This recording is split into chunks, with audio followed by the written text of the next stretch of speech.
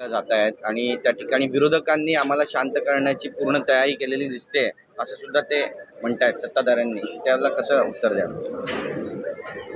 शरद पवार साहेबांचा आम्ही सन्मान करतो, पण त्यांनी या वयामध्ये अशा प्रकारचा खोटारडेपणा करायचा, पराभव झाला तर स्वीकारून घ्यायला पाहिजे होता. पण जेव्हा पराभव स्वीकारता येत नाही तेव्हा काहीतरी जनतेला पुन्हा कन्फ्यूज करण्याचं आणि कन्फ्यूज करून पुन्हा एकदा आपलं अपयश लपवण्याचं काम अशा प्रकारच्या कृत्यामधून करण्याचा प्रयत्न शरद पवार साहेब करतायत. विधानसभेमध्ये प्रचंड मोठा पराभव जनतेने नाकारलं आणि म्हणून आता येणाऱ्या स्थानिक स्वराज्य संस्थाच्या निवडणुकामध्ये पराभवाची भीती आणि मग यामधून जनतेला कन्फ्यूज करून आपल्या स्थानिक स्वराज्य संस्थेमध्ये पुन्हा आपली जमानत वाचवण्याकरता शरद पवार साहेब धडपड करतायत. आणि मार्कडवाडीमध्ये आलेले लोक कोण आहेत? पवार साहेबांचे कार्यकर्ते आहेत. जनता कुठे आहे?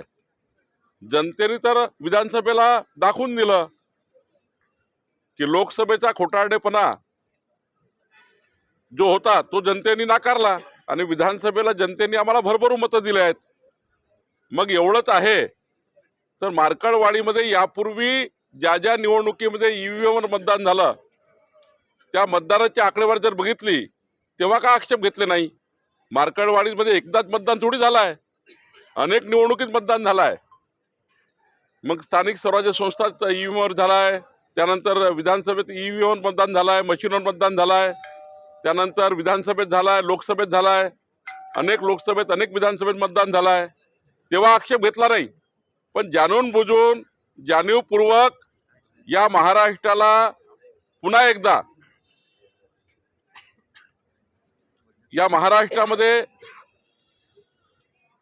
आपल्या या ईव्हीएमवर मशीनवर दोष देऊन पुन्हा एकदा आपलं अपयश लपवण्याचं पाप पवार साहेब करतायत. मला वाटतं जनतेला सारं समजलं आहे. किती नौटंकी केली राहुल गांधींनी केली, पवार साहेबांनी केली किंवा अजून त्यांच्या महाविकास आघाडीच्या नेत्यांनी केली. महाराष्ट्र नौटंकीला कंटाळला आहे. महाराष्ट्र विकासाच्या बाजूने आहे. महाराष्ट्राला महायुतीकडनं अपेक्षा आहे आणि महायुतीचं सरकार देवेंद्रजींच्या नेतृत्वामध्ये या महाराष्ट्राला प्रचंड ताकदवान आणि महाराष्ट्र हा देशातला क्रमांक 1 राज्य करण्याकरता आम्ही काम करणार आहोत.